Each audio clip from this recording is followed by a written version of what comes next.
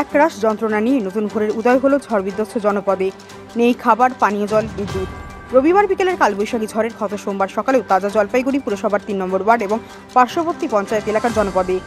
রাতেই ঝড়ে ক্ষতিগ্রস্তদের খোঁজখবর নিতে এসেছিলেন মুখ্যমন্ত্রী মমতা বন্দ্যোপাধ্যায়। তবে সোমবার সকালেও সেই অঞ্চলের মানুষের ঝড়ের যন্ত্রণা কমেনি এক ফোঁটাও। এই প্রসঙ্গে ক্ষতিগ্রস্ত দিলীপ সেন কি জানিয়েছেন, আসুন শুনে নিই।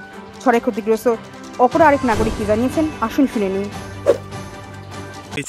আজকে গতকাল রাতে মুখ্যমন্ত্রী এসেছিলেন। হ্যাঁ, আজকে পর্যন্ত কি পরিস্থিতি রয়েছে? আজকে এই অবস্থায় এখন কি আর বলবো, এটা আমার যা দুগুণে করছে এরকম ভাবা যায় না। আমার জীবনে প্রথম দেখছি এরকম, 50-60 বছরে ফার্স্ট দেখছি। আর কি করার কিছু নেই, এরকম হয়ে যায় মানুষের। আর কি করা, কি হয়েছে, কিভাবে হলো?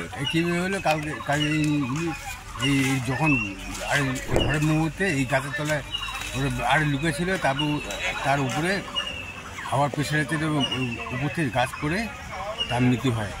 তার নাম হচ্ছে। আপনাদের পরিস্থিতি কি রয়েছে এই এলাকার? পরিস্থিতি ভয়ঙ্কর অবস্থা হয়ে গেছে। সবকিছু সুযোগ সুবিধা পাচ্ছেন, খাওয়া দাওয়া? কেউ পাচ্ছে না। কালকে শোনা আছে প্লাস্টিক পাচ্ছে বলে সরকার থেকে, তো প্লাস্টিক পাই জন্য এখন আমাদের চোখে পড়েনি। আপনার নাম? শুনছি। আপনার নাম? আমার নাম দিলীপ সেন। পরিস্থিতি রয়েছে, কতটা উদ্ধার কাজ হচ্ছে, বিদ্যুৎ কি রয়েছে বা অন্য পরিষেবা পাচ্ছেন? কালকে যে ঝড়টা হয়েছিল আমাদের তো চন্দননগর কলোনি অনেক বাড়ি ক্ষতিপূরণ হয়েছে, অনেক গাছালি পড়ে গেছে। আজকে সকাল থেকে তো সবাই নিজের নিজের কাজ কাটলে ঘরটা সব ঠিকঠাক করছে।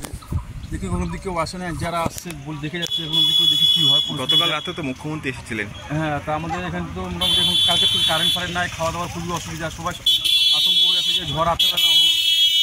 সবাই কোনো রাত্রে আসছে, সবাই গাছ কাটছে সবাই। সব কম বেশি সব বাড়িতে ক্ষতি হয়েছে। সবাই কম বেশ ক্ষতি হয়েছে, কারো বেশি হয়েছে, কারো কম হয়েছে, কিন্তু সবার হয়েছে।